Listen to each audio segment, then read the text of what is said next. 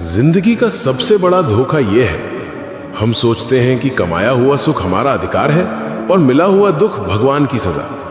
पर सच्चाई उल्टी है।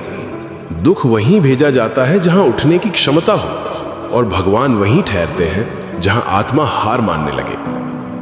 आज जो ये कहानी सुन रहा है, शायद तुम्हारे अंदर भी एक टूटा हुआ हिस्सा होगा। तो ध्यान से सुनो।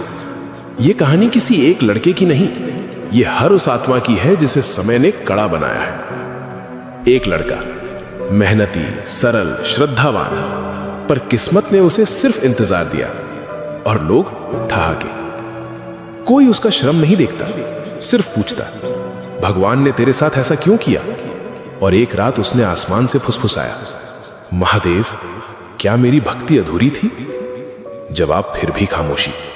पर वही खामोशी उसके भीतर एक नई चीख जगा रही थी, एक बदलाव की आग। वो टूट कर गिरा, पर टूटना उसकी पराजय नहीं थी, ये उसके अहंकार की मृत्यु थी।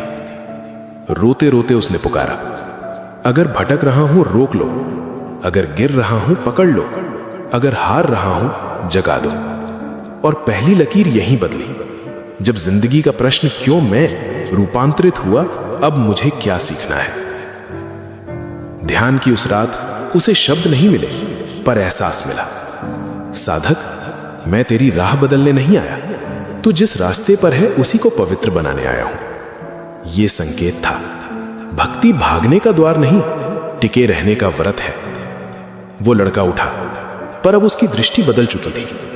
दुनिया जख्म दिखाती रही और वो अपने घावों में दीक्षा खोजने लगा। जिंदगी की असली चाल यही है, दुख मार्ग बदल देते हैं और भक्ति लक्ष्य।